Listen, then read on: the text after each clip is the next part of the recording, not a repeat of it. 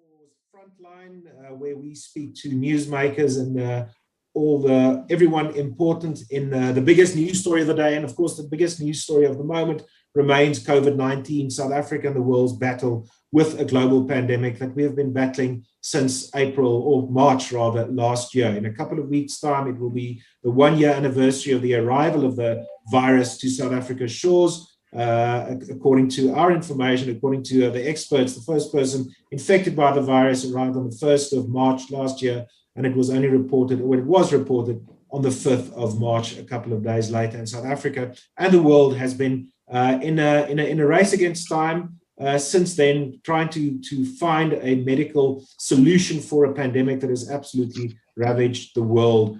Today we'll be discussing South Africa's the status quo in this country. When will we receive a vaccine? How will the rollout work? And try to give a bird's eye view of South Africa's position in terms of the world, the pandemic, the vaccine, and the rollout.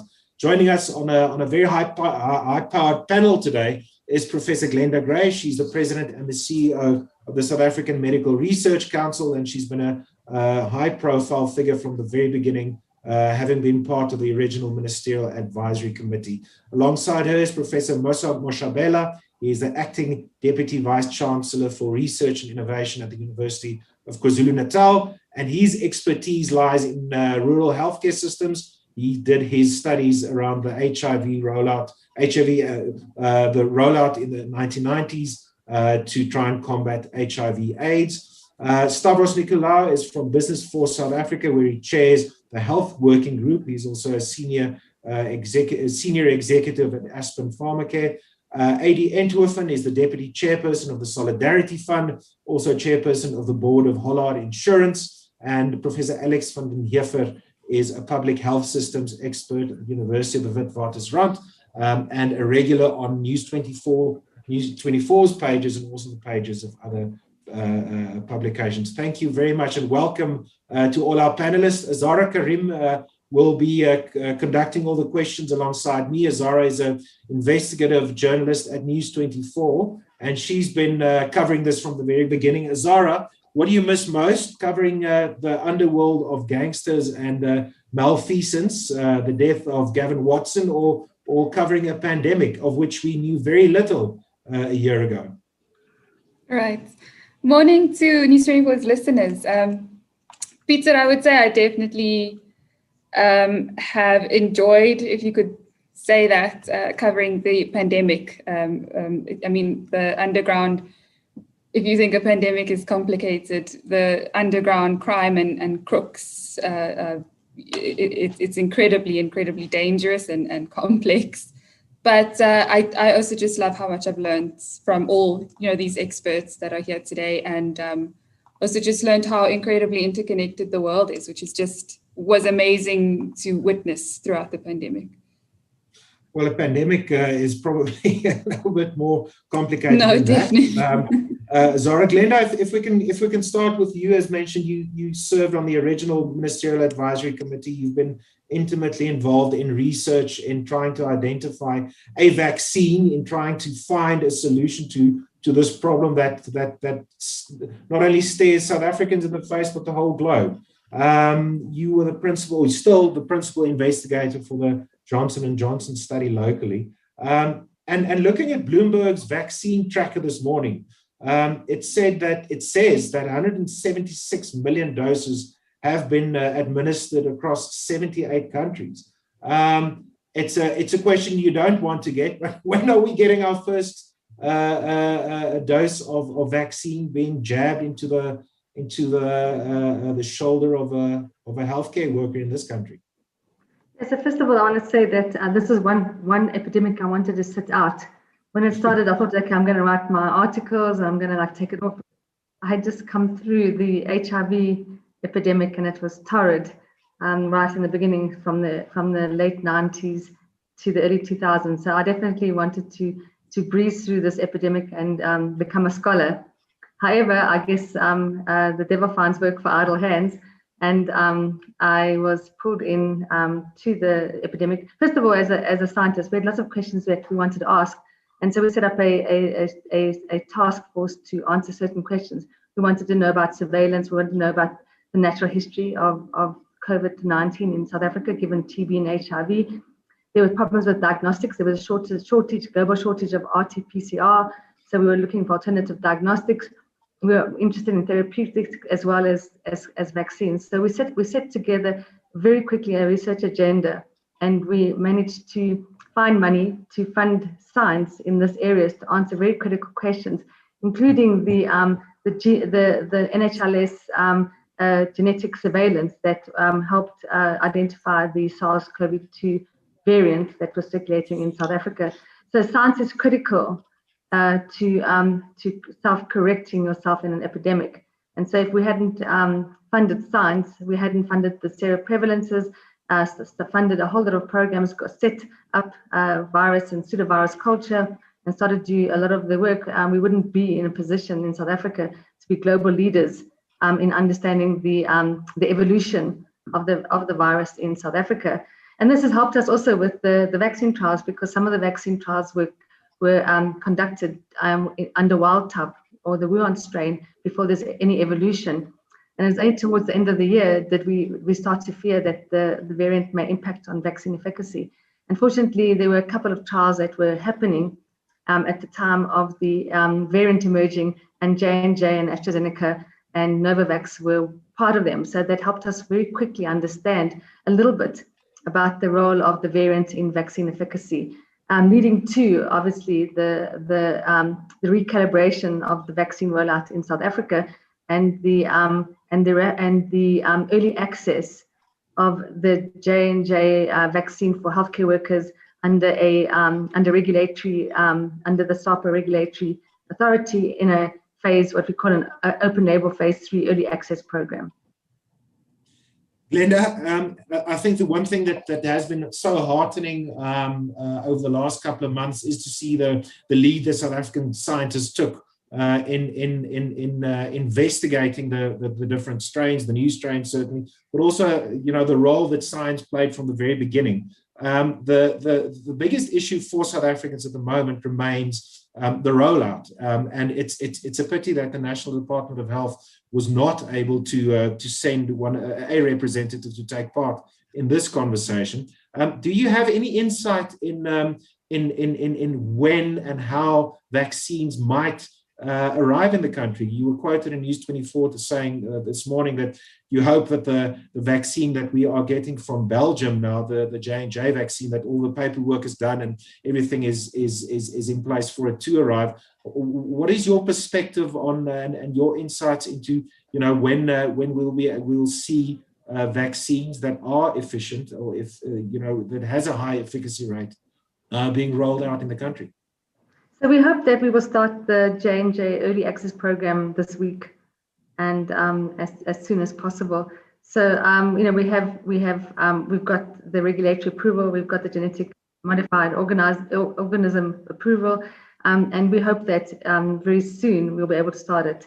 And so it'll be this week, and it'll be very soon. So that and we will announce the exact time in later on today or tomorrow morning. So we'll just wait for that. I guess the Department of Health are not here because we're all running parallel sessions trying to get the various departments of health up to speed, the sites that have been selected, and we're going through a whole training process to make sure that we're ready for action whenever we can roll out the vaccine this week. And so everyone's really busy, and I can understand why they're not on there. So so I think that's the important to note, is that there are hundreds of parallel sessions happening. They start at 7 in the morning and they end at 9 at night, just to make sure that the country's ready for this mid-switch. So it's incredible that we can switch so quickly. We were going to start the AstraZeneca program on Monday, and we are already announcing the initiation of a alternative program to start the same week, which I think is phenomenal. So you think we might get that photo opportunity this week of the first South African being jabbed in the arm? So we have to start all at the same time. So we want all the products to be at the vaccination centres. Everyone's doing dry runs as we speak. the research sites are meeting with the vaccinators, and they're all doing their rapid process improvements. They're all doing their dry runs, and we're going to do a wet run tomorrow to make sure that we know the speed at which we can pull out vaccines. So basically for the J&J, it's a 2-dose vial, and so we're going to be doing some dry runs to see how fast we can move the vaccines out and how fast it will take to get people registered and through the vaccination process. So we want to be ready, so we want to hit the ground running the moment the vaccines arrive at the vaccination centers. The pharmacists, the researchers, the doctors, and the vaccinators, and the medical personnel at the hospitals are ready to speed up the processes to deliver vaccines to the healthcare workers. And so we're doing all these processes now to make sure that there's that it's seamless. We want to operate 10 hours. It is our hope to operate 10 hours a day, 7 days a week until we've vaccinated up to 500,000 healthcare workers, or until we have a registration of a vaccine in South Africa, so that we can hand over this program to the Department of Health to do the operational rollout of a vaccine program. This is the most insight we've had to the rollout in the last couple of weeks, Glenda. Mosa Moshabela, you're an expert about rural healthcare systems. Glenda was now speaking. She was talking about a trial site. She was talking about dry runs, trying to make sure that it is rolled out as efficiently and as widespread as possible. Once this moves to the part of the rollout plan where the general population will be vaccinated, do we still have the networks of healthcare systems, clinics, etc., to be able to do this rollout? You know a lot. You've got a lot of insight around how the country battled HIV/AIDS. Do we still have that infrastructure, that institutional knowledge to be able to transfer it to a similar rollout this time around? Yeah. Good morning, Peter, and colleagues and listeners. Yeah. For me, I think that the one thing that has been really interesting for me throughout this pandemic is how important it became to consider the world of the pandemic through the eyes of people who experience it, the patients and the people themselves. The sort of a human-centered approach to the pandemic. And it struck me right very early on in the pandemic because my first encounter with COVID-19 was in the first week of February when I was in Singapore last year, and they only had 12 cases at the time, but around the same time they had their first community transmission, and basically they kind of shut down nearly the whole country. And when I came back, I had to go into quarantine for a week. I had meetings that week planned, and the disruption in my life was incredible, especially because the rest of the world was moving on, and I had to go into quarantine. And I spent about 7 days at home, and then I spent another 7 days kind of working very partially without attending any gatherings and so forth. That was my first experience of what was coming in terms of how the pandemic is going to affect people. And because of that, I kind of started on this journey to actually think about it from the experience of the people that are going to be affected by the pandemic. And even the way that I kind of framed my lens and my communication around it was based on that. So your question about this is that we tend to we get into a pattern of planning from a systems point of view. We plan from a programmatic point of view, from a health systems point of view, and we don't take the time to actually plan from a user perspective. And I think that we should not keep doing that. We need to avoid a situation where we just look at the plan around the rollout from the perspective of, okay, here are the clinics, here's the infrastructure. That's an important part of the process. Don't get me wrong. I don't want to undermine that part. But I think that we need to go further to actually think about who are the users, who's the person on the receiving end, where do they come from, how do they view the world, what are their challenges, And we will then realize that when we deal with the real world experience of the rollout, it's not just a matter of this is the design plan, the grand design plan that we have. I mean, we had something similar with HIV, right? So when we rolled out HIV, we were rolling out this life-saving treatment after 10 years of the rest of the world experiencing triple therapy, but we didn't have it in South Africa. So when we did roll it out, we found ourselves in a situation where we thought people will be flocking to clinics to come and get this life-saving treatment, but that didn't happen. And we were standing there saying, but where are they? Where is everybody? There were so many other factors that we had overlooked because we didn't really look at the rollout of ART from the perspective of the user. We looked at it from the side of the effective therapy, which was important, but it was not enough for us to be able to achieve the level of success that we had hoped early on. Now we have succeeded after many years. But with this rollout of the vaccine, we need to achieve very high levels of coverage early on and impact early on. So we really need to actively think about, in addition to the infrastructure that we have set up, who are the users and how are they likely to experience the rollout and what are the barriers that they will face and how are we going to overcome it. And if we can do that, we can end up with a differentiated approach that accommodates the diversity of the people in South Africa, including people in rural areas. Thanks, Musa. I would like to, on that note, bring in the private sector here, Adrian and Stavros.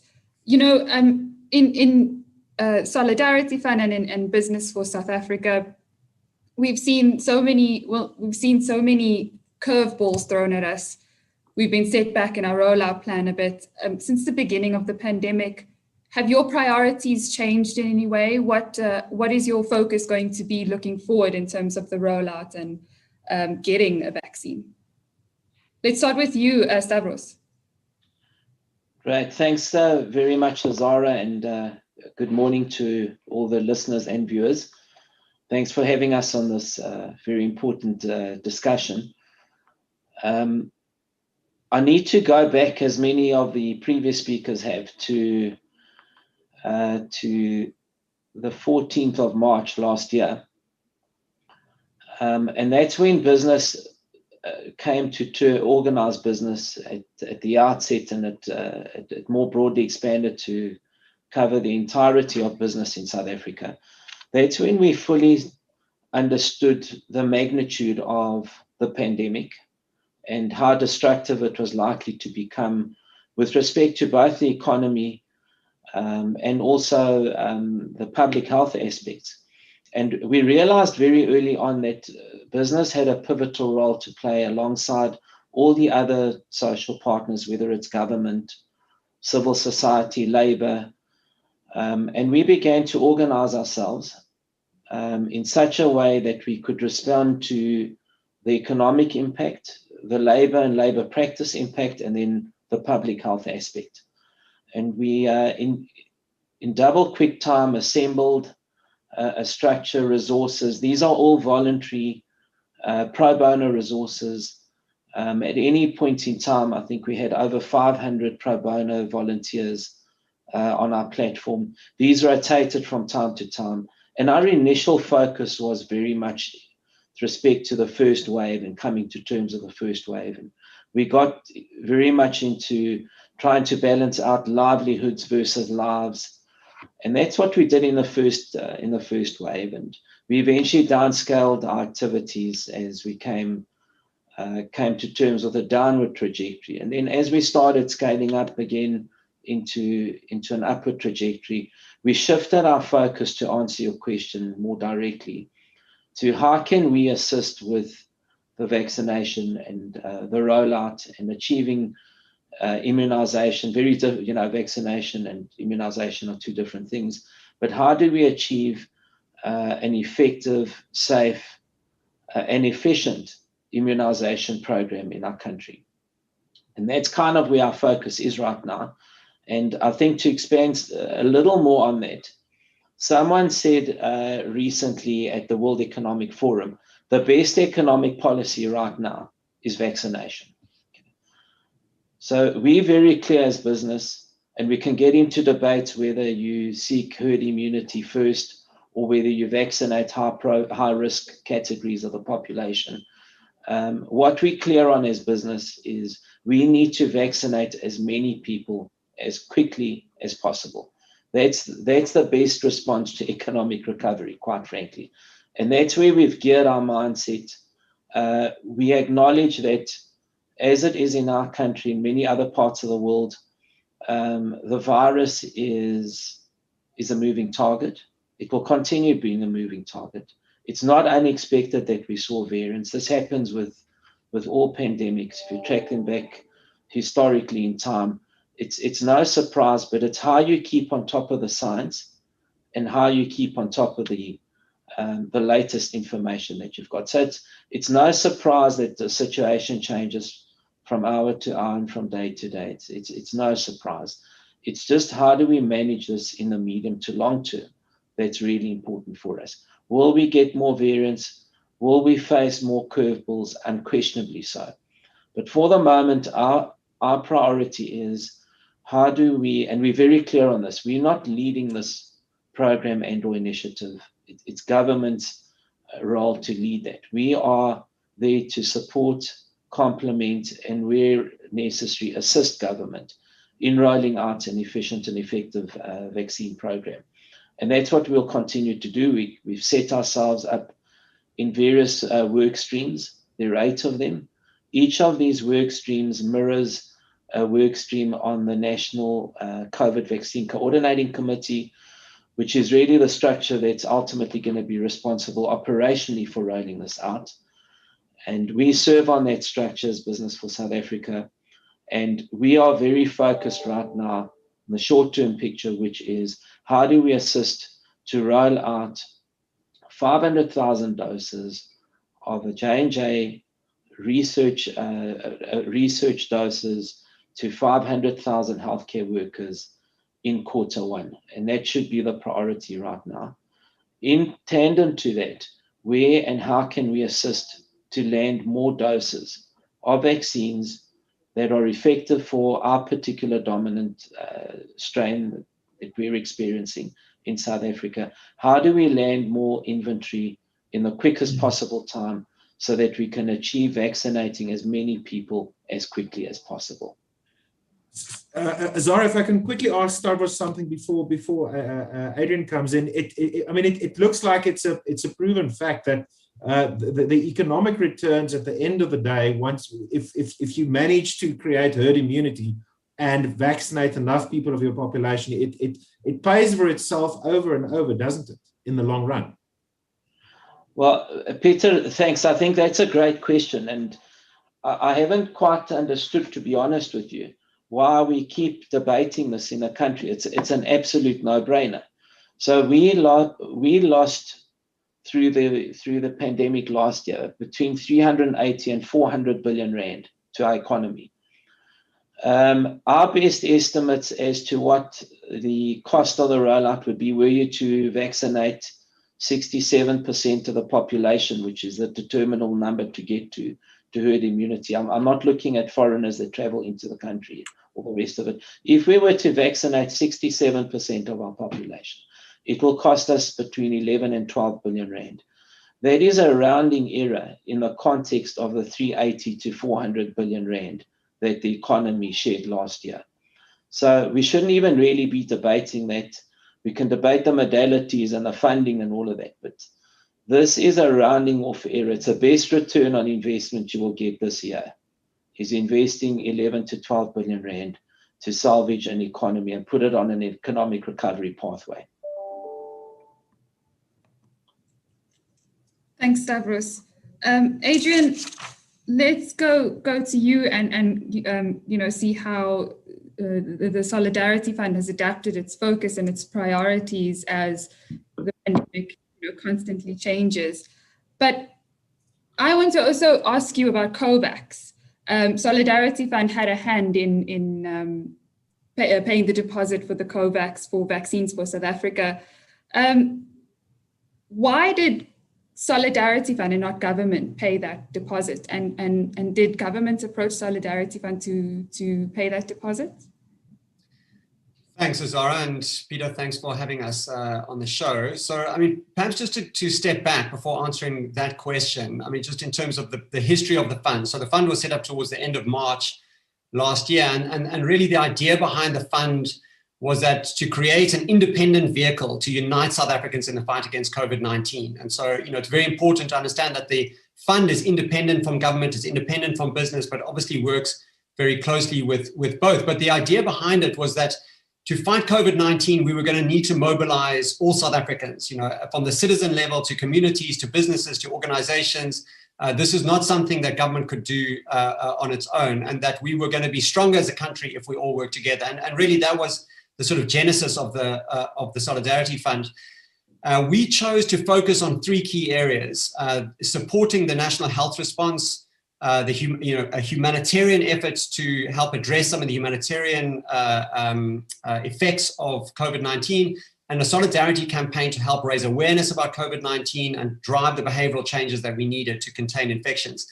In relation to the health response, I think it's important to note, and really kind of reinforces the point that Stavros is making, is that we were really clear from the beginning that we were not going to pioneer our own health response, that the country needed a single health response, and that health response needed to be led by the National Department of Health.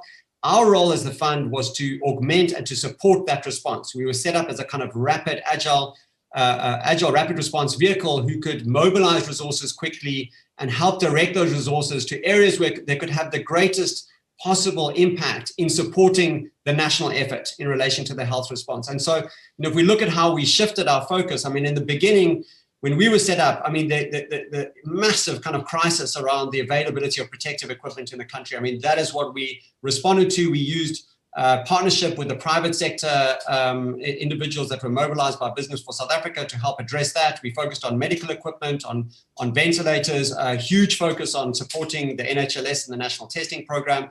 Towards the end of last year, obviously, as the focus became on vaccinations, we then began to look very seriously at, you know, what would the fund's role be in relation to that? And the fund's role is going to be very consistent with its role in the first phase, which is responding to the needs of the national health system and to help support those needs as best we can to accelerate our ability to respond to this health crisis. So in response to the question about the COVAX facility, I mean, that was absolutely, you know, a discussion with the National Department of Health where we were asked to help support them in the conclusion of that arrangement, and we were in a position to do that. And I think it's a great example, actually, of what the fund was set up to do, was to respond to this in a rapid and agile way, and to be part of a national effort, and to be supporting the National Department of Health as they led us, you know, through this crisis. And I think if we look moving through this year, you know, we see two major roles for the fund in relation to the health response. There may be others that arise, but clearly we think that the vaccine rollout program is going to require a little bit like the response in the first phase, or let's say the last 12 months required, you know, organizations, businesses, you know, South Africans, trade unions, civil society organizations, all to mobilize and help support the national health effort. We think it's going to be the same with the national vaccine rollout program, and that the fund will have an important role to play to augment and to support the National Department of Health's efforts in rolling out the national vaccine program.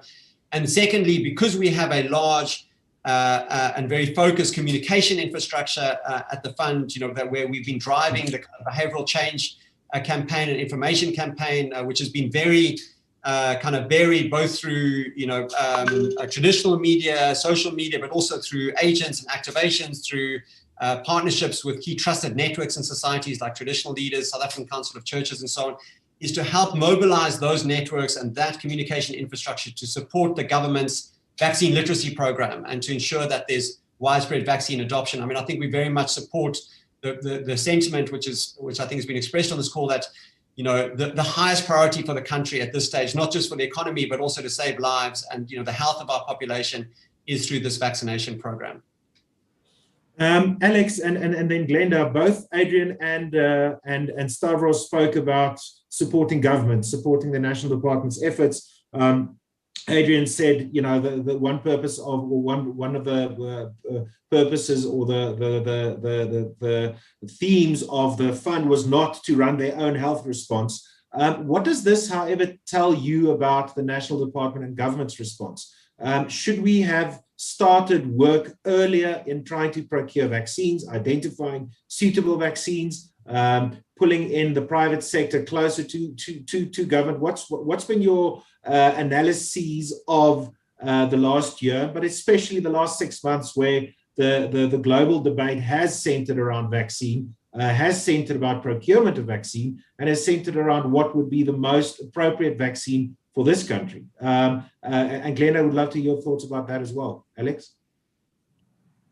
So one of the similarities between the HIV/AIDS response and the COVID response has been government's failure, in fact, to act expeditiously and to essentially get ahead of these crises before they deepen.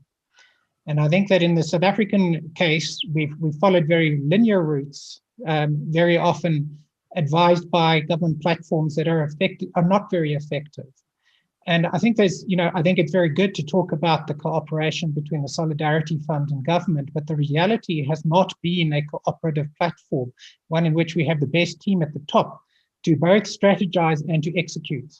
This has not happened. This has not been a smoothly running operation from March to now. And one can accept that there would be difficulties in March and April, but we're now into it in a year and we are still tripping over our feet. So one of the concerns, let's say the proxy indicators of really severe poor performance within government, is that we did not actually begin developing a strategy for vaccine procurement, distribution and rollout in 2020. So right now, I note the comments from the provinces who are quite happy that some sort of flaw was found in the AstraZeneca vaccine so that they don't have to roll out now because they're just not ready. And you have to ask the question, why is our health system not ready for a vaccine rollout in February of 2021? It is completely unacceptable. This is one of the most predictable rollout requirements in healthcare in the world ever. This is the only shot we have at ameliorating and addressing this pandemic. We need to have an effective strategy. Now, a further aspect of this is that you've got to combine both the science and the strategy to have an appropriate way forward. And the strategy very often requires dealing with what we don't know. So the science and evidence can tell us what we do know. What we don't know, we have to take into account in the decisions that we make. So for instance, we don't know whether AstraZeneca will work against severe illness. So what do we do with 1 million doses? What do we do with the 3 million doses we were going to procure? Do we just dump them? Do we give them back? Or do we administer them and take the chance within the context of uncertainty and accept that there's a risk that it will not work, but it is better to give people a vaccine when there are no alternatives? So the question in making these strategic decisions, I feel, has been a complete failure within government. And I want to go back to look at the track record. We had government suddenly springing into action early in sort of around about the 5th of January, and suddenly beginning to attempt to procure a vaccine. And then we move forward to a point where we've got the vaccine and we have a presentation which would say we've got this uncertainty around the AstraZeneca vaccine. And what the minister said 2 weeks ago was, I'm going to speak to the scientists and come up with a view and make a decision. That's 2 weeks ago. What you saw from the UK government was 1 day after we had made announcements in South Africa on this issue, they made a strategic choice which involved combining the evidence from their scientists and them and accepting a strategic risk and proceeding forward. We have not got to that point after 2 weeks. So you have to ask, what is going on? Why does it take so long to make strategic decisions? Why does it take so long to communicate effectively with the public? And I note that the Department of Health is not here because it appears that they're not terribly interested in communicating a very clear strategy around this pandemic. And I think that this is a very serious problem with one of the most severe crises that we're facing in South Africa today. And it really does need to be scrutinized. Glenda?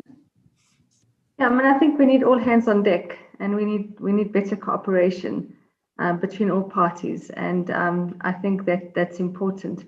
That the fact is that that all health systems at a global level failed, and we should, because these health systems failed, they failed in the UK and the USA, so much more would they fail in our country. And so we do need support, and we do need a better way of doing things. So I think we saw all the health systems becoming unraveled at a global level, and we needed a lot more cooperation to work together. And so I do agree with everybody, is that there has to be cooperation. Not the government and not the private sector and not the scientists can solve this by themselves. We've got enough capable people in this country that can solve these, and we all have to work together. We have got a lot of smart people, a lot of committed people, a lot of hardworking people who could help us solve the issues, whether it be it public health or be it the private sector. In terms of I think we have to focus back on the healthcare worker and say why it's important for healthcare workers to get vaccine. 40,000 healthcare workers got infected with COVID last year. Around 7,000, just under 7,000 were hospitalized, and just under 700 died. Now, we need every healthcare worker in this country. We only have 10,000 GPs in this country. And so we need every person not to die. And so we do need to make sure that we mitigate and make evidence-based decisions. And I think that the question about the shift to the J&J was an important decision, because we had data on it, and it was the only vaccine that we knew that would help against hospitalization and death. And so I do think it was a very brave decision not to go ahead with the AstraZeneca rollout until we had more data, because we know that there's a 30,000 person trial happening in the US at the moment, and that will give us really good data on death and hospitalization that we can look at to see whether it can be it pertains to where we are and what's happening. So I think it's important that we do recalibrate, and I think I have heard scientists saying we need to recalibrate, we need to make sure we make the right decision. And even though we do know that the AstraZeneca vaccine is safe, we really do need to establish with more certainty its impact in severe disease and elderly people with comorbidities. And so I think that is an important thing that we need to evaluate rapidly, so we can see what we need to do with the AstraZeneca vaccines that we have got in the country. And so I think the vaccine rollout has taught us that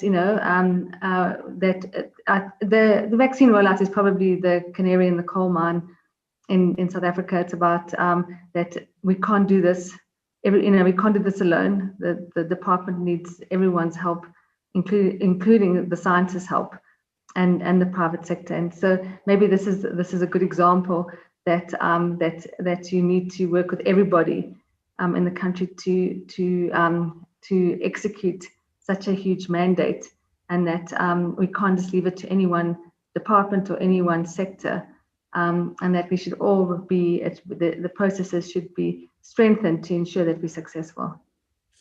Glenda, if we can stay with you for a moment, just to follow up on what Alex said, it's been quite interesting to see over the last year the interaction or the relationship between the scientific community, the medical and health community, the interaction between that community and government via the Ministerial Advisory Committee, the Minister of Health, the National Coronavirus Command Council. Last year was a difficult year for all South Africans during, for example, the different levels of lockdown that we lived under and had to function under. So the dynamism between scientists and government was something that was difficult to navigate from outside. Alex spoke about the decision, for example, the strategic decision making that has been lacking. He referred to the British government's immediate decision right after the AstraZeneca announcement 2 weeks ago.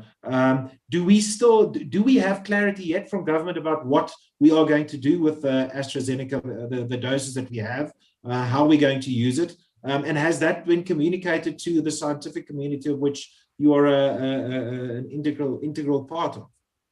I mean, I think the important thing about scientists is that they do remain independent, and they will fall in and out of government all the time. And so we should never expect that the liaison with government will be permanent, because we all have our opinions about things, and that's good to have a vibrant science culture that can agree or disagree with the government, and can sometimes agree on one project and disagree on another project. So I think that's an important thing, and scientists do have to be brave in this country, and that's an important thing. And we can expect, even with the AstraZeneca, South Africa has a vibrant science, and we have people with so many different opinions about what should happen with AstraZeneca.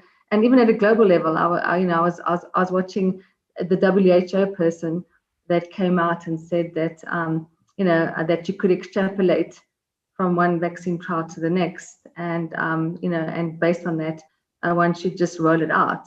But we do need evidence. We are scientists, and this is lots of money, and these are our people. We have to put a vaccine in someone's arm, and they trust us.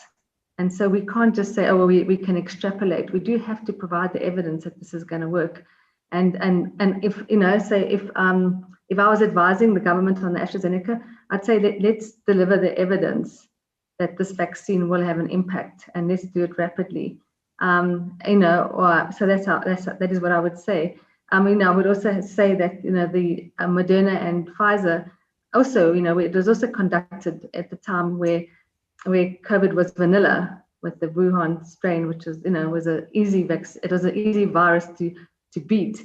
And now we also have to make sure that the vaccines that we bring into the country are now, even the AstraZeneca, even the Moderna and Pfizer, we also need to establish that what the hit has been on efficacy, and how valuable they are at this moment in time. So everything, our rollout's going to have to be evidence-based. We're going to have to recalibrate all the time. We're going to have to pull vaccines out of the field because they're not working. We're going to have to make brave decisions and spend lots of money and make mistakes because of this variant. And so I think it's if we were still dealing with the vanilla COVID, we would be in a easy space in South Africa. And unfortunately we're not. And so everything we're doing, we have to prove that we're not doing more harm than good, or we're not sending healthcare workers out thinking that they are protected when they may not be. So I think that's an important thing. And so whatever we do with whatever vaccine, be it AstraZeneca, Moderna, or Pfizer, or even J&J, we need to establish that these vaccines, are not, that the virus is not escaping vaccine-induced immune pressure. We need to see how this virus is evolving when you put a vaccine in someone's arm, and we need to critically make changes and adjustments to the vaccine design midway. So we have to work very closely with manufacturers. We have to share data on sequencing. We have to show, we have to follow up people who get vaccinated and get COVID, so we can see what's happened and how the virus is moving. So those are all critical things that we didn't expect we had to do, and probably Israel didn't have to do. And the first part of, but Brazil might have to do that. And, the UK also might have to do that as well. And so obviously if we'd got the vaccines in earlier, maybe, if we'd have had to get them in before October to have made a difference on this strain. But certainly the evidence has changed, and we need to also make sure that whatever we roll out, we've got good evidence that it's still working in the field. Thanks, Glenda. Just on that note, and I want to just shift to kind of the expiry date issue with the AstraZeneca vaccine. Like you said, we would have, had to come into the game quite early on for us to, avoid, I think, that expiry date issue, and also avoid, hopefully, hindsight is 2020, I guess, but avoid a variant. do you think that those critical checks and balances had been done in the first place? And would you say that we were, because we were rushed, some say we were rushed to get the vaccine, has this hindered us now? And quite frankly, had it been a waste to procure the AstraZeneca vaccine? Can I start with Musa? Yeah, thank you, Azara. So my view on the AstraZeneca, Oxford AstraZeneca vaccine issue is that there's a few things we need to kind of be transparent about. One is that we are in uncertain times. And if you think about how policy works, policy is not used to working with uncertainty in many instances. And because generally policy, it's a slow process, people take their time to kind of inform policy. And we are not able to deal well with the emergencies, and the risk appetite is quite low because it's very much linked to politics. And so in a way, it does border a bit on populism. So you kind of have to think about how we are approaching the policy environment in terms of the degree to which there is an appetite for risk when you align it with the uncertainty that exists. It's a lot easier when people have what we call air cover, like in the military. If you've got something to hang your decisions on that is reputable and believable, then people are able to make bold decisions in the policy environment because they've got something that they can use as air cover. And this decision by the WHO, for example, is some kind of air cover that is provided to be able to help countries to be able to make that decisions. Without that, it becomes difficult for political principles or heads or decision makers to make firm policy decisions. There are people like us who can make a risky decision. We don't have a problem. We've got nothing to lose. We can make a risky recommendation. So in a sense, I think that one needs to understand that landscape. The other thing is that it is complex. The whole vaccine environment is a contested space in the sense that, there is a mix of vaccine options that are there. Which one is going to dominate? Which one is going to occupy the biggest share of the rollout throughout the world? And that is also linked to a lot of benefits that comes to that. So we have to be able to face that discussion. In a way, personally, I think that there is enough need and there is need for speed, that there's no need for the competition in terms of which vaccine then dominates. I do think that we do have, as scientists, we do have to look at the evidence. But if we are going to look at the evidence, we also have to look at all the evidence, right? And also, the fact that we are doing a lot of these studies, for example, on AstraZeneca based on a phase 2 results, which is a smaller study based on antibody escape, and not necessarily accounting for the other side of the immune system, which is a T-cell response. There are all these questions that still exist that we don't fully comprehend in relation to how the immune system in a person actually works. Now, when you now deal with this challenge of the expiry date, in a way, you've put yourself in a bind, because in December, we were putting a lot of pressure on government to say that they must, where is their plan? They must procure, they must get ahead. And they were saying that at the time, they were saying that we don't have enough evidence. We didn't want to hear it. We wanted them to get ahead and get vaccines. And now they're sitting with, and this includes the Merck advisory, by the way. And now they're sitting with this 1 million doses. And we are saying, what now? A lot of the time, this can actually be considered a fruitless expenditure if we are not going to make a firm decision and move forward with it. And this news that are coming at the moment to say that there is sort of diplomatic tensions and there are all these other things that kind of begin to complicate. You realize that it's not just a matter that is just as simple as the evidence for the vaccine. There are many other dimensions to it, which we have to take into account. And when you look at all of that, it makes no sense for us to not roll out the million doses of AstraZeneca vaccine. And in fact, there's a lot of people who are of a healthier physical condition that are willing to take their risk with the AstraZeneca vaccine. And when the time comes for a booster to be available, they can take a booster for them to be able to move ahead. We cannot necessarily have young, healthier, fit people wanting to take the Johnson & Johnson vaccine. We need to make sure that that is reserved for people that are going to be at increased risk of severe disease and mortality. That will be my position there. Thanks, Musa. Do you want to respond, Alex? Yeah, I think just on this issue, I think the point that I would be making is I'm certainly not letting the government off the hook on failing to make strategic decisions when they have to make them, and they have to make them fast. And when I talk about strategic choices and decisions, these are ones where you take into account what you don't know. And in this pandemic, we are not going to know a bunch of things before we have to make decisions. So we can't dither. We can't have paralysis by analysis. We can't wait for perfect information and evidence.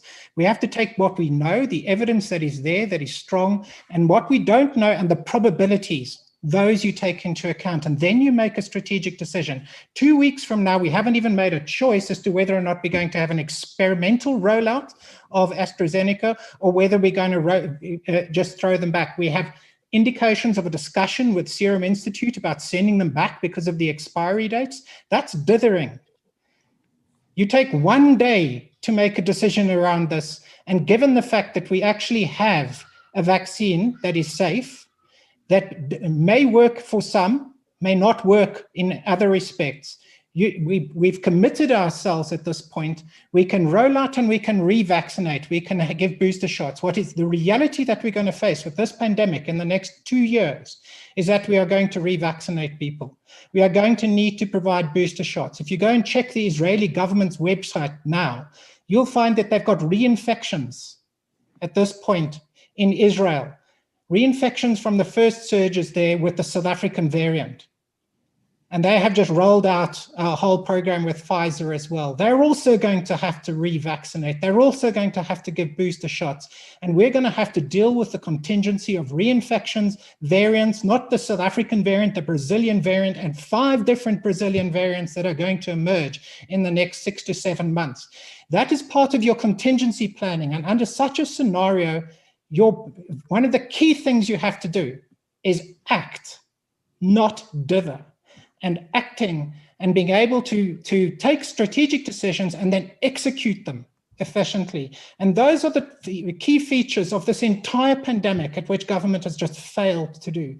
And now, and I think it's just important to say that the fact that government dithered and therefore found out that the variant was ineffective against AstraZeneca isn't something to be praised for, that we dithered and maybe we didn't waste money on a vaccine that wouldn't work. The reality is they didn't act timeously. And that suggests a fundamental problem in the way decisions are being made in this government, and it's got to stop.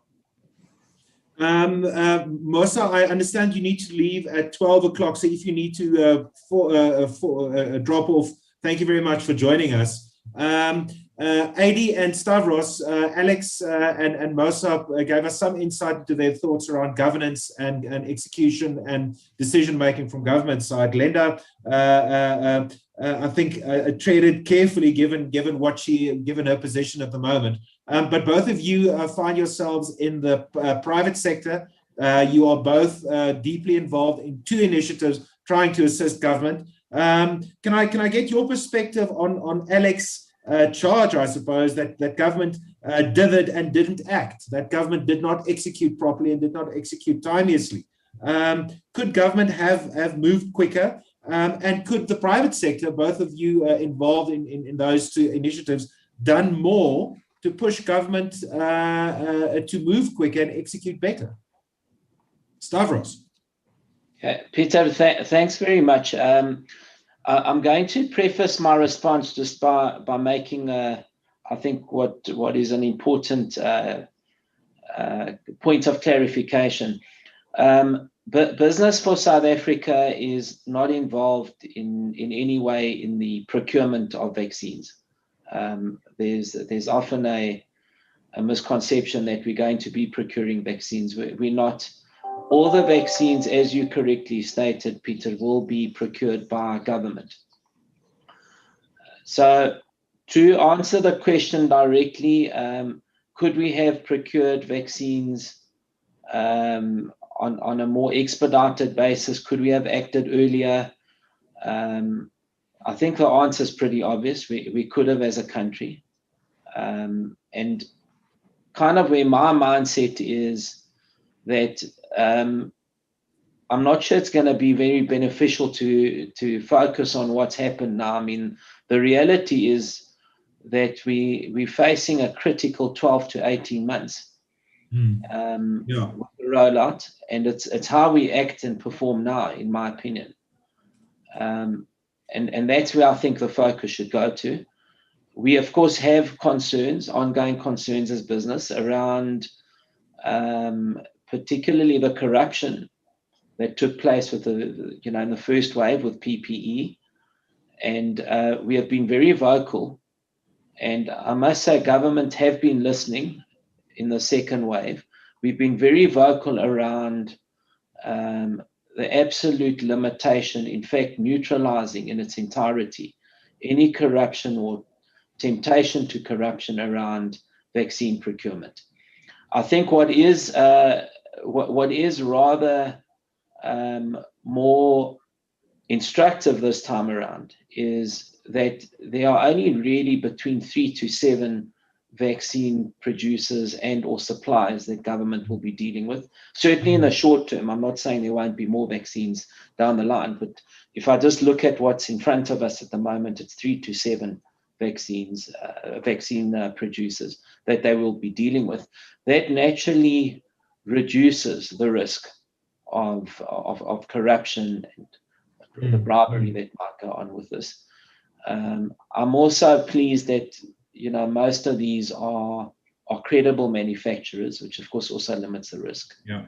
But we have asked government, the National Health Department, and they've been accepting of this, that we should have some type of observer status in the procurement process, so that there is both transparency and accountability. Independently What's of the it, reaction been, Stavros? Observer status is quite an interesting concept. What's the reaction been? The response has been a good one. And of course, as we move in, as Glenda said, this is research inventory or research doses that are arriving in the country. So there's no payment that's going to change hands here. J&J are donating both the doses and the syringes that go with this. There's a special syringe that's required. You're going to be drawing up half a dose for each vaccine that you're giving. So there isn't money changing hands with the J&J experimental stock that's arriving. But certainly for the future, we're going to be taking government on that, I suppose, reception that they've given us about observer status in enabling us to have transparency around this process.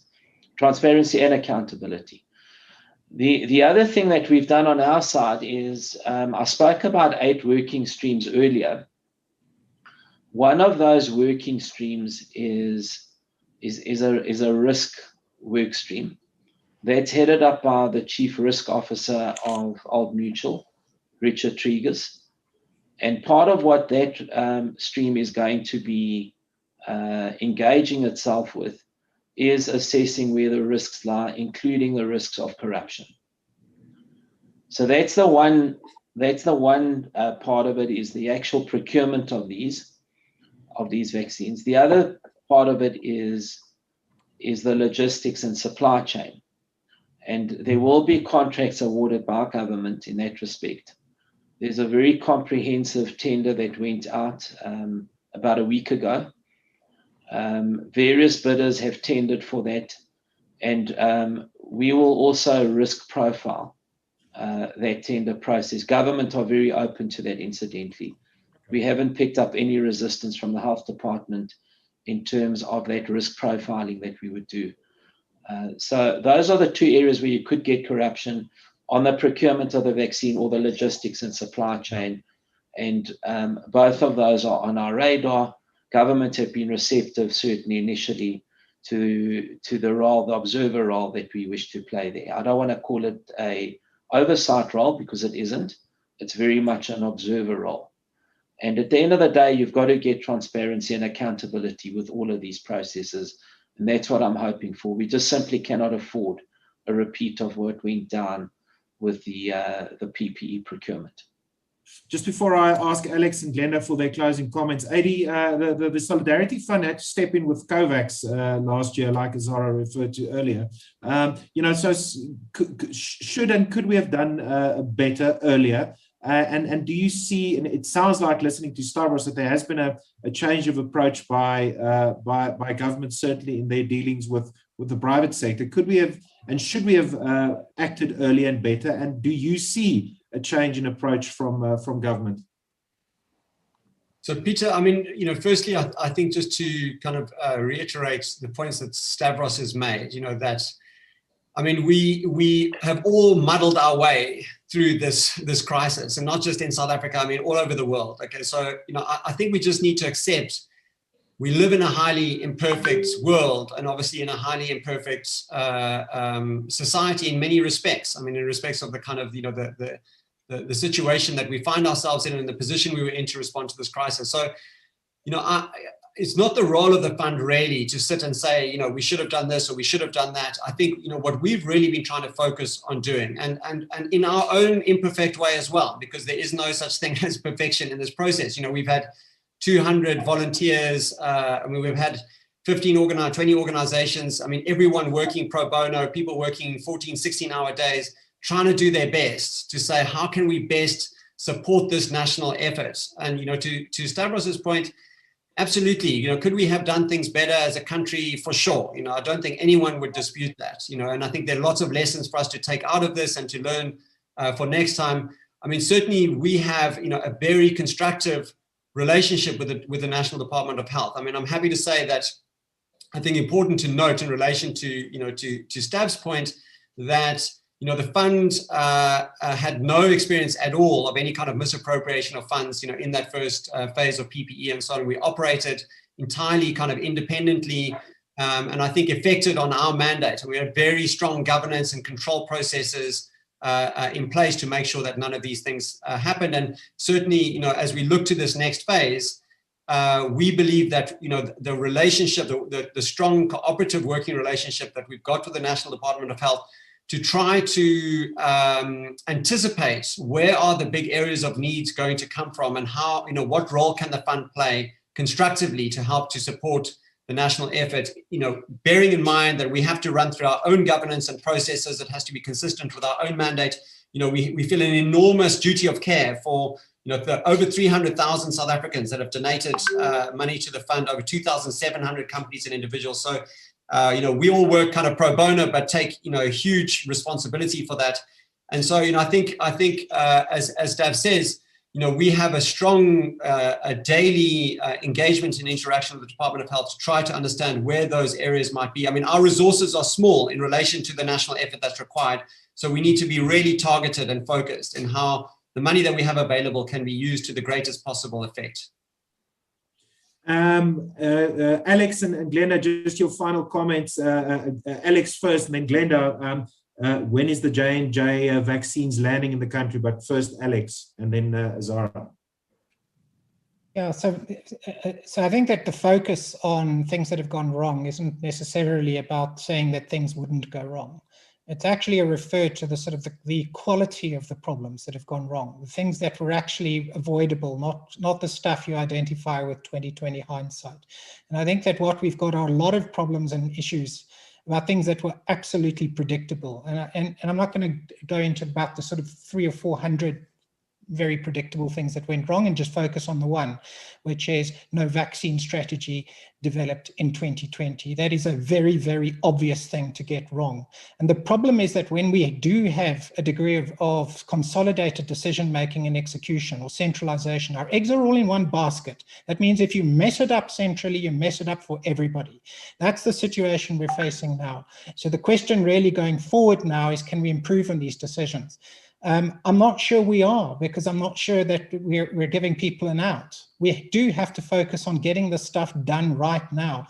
And I think we're right in the middle of key strategic choices that are just not being made right now around which vaccines to choose now, what are our risks, what are the things that are acceptable choices to make under our current circumstances. And I think that we do need to get this right, and we do need to get it right fast, and I'm not sure that we are.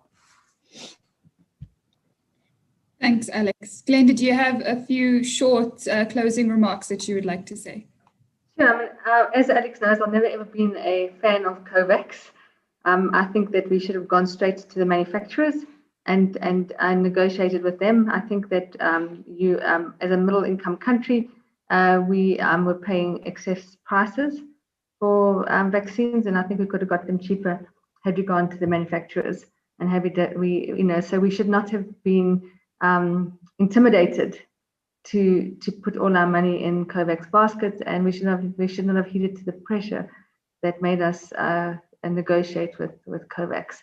And we should have gone straight to the manufacturers, and like what has happened now with basically Pfizer, the Serum Institute, and J&J, and hopefully future vaccine trials, future vaccines like Moderna. So I think we should use our power as a country and as a government to go directly to the manufacturers and negotiate better deals for us, instead of going into a scheme that we can't choose the vaccine that we want, and we pay a premium price for it. So I think that's a huge problem. So there is global solidarity with COVAX. Obviously the poor subsidize the rich, but when you are a middle income country, you find yourself between a rock and a hard place in a program like that, which should be addressed in the future, because it's not fair for countries that are poor and who have a huge burden. And maybe the COVAX should have taken into account the burden of disease in a country and attributed a different price based on the burden that you were facing in your country. And we have excess deaths. Over 100,000 people have died since the beginning of this epidemic. Healthcare workers have been at the forefront. They've died, they've lost family members. Everyone has not benefited from this epidemic. And I think we should also acknowledge the huge devastation that it's had on human health and friends, family, and parents and grandparents. This is a ghastly epidemic, and we need I agree, we need firm and strong leadership, and we need to be nimble and be prepared to change our plans when it's important to do that. Thanks. Thank you.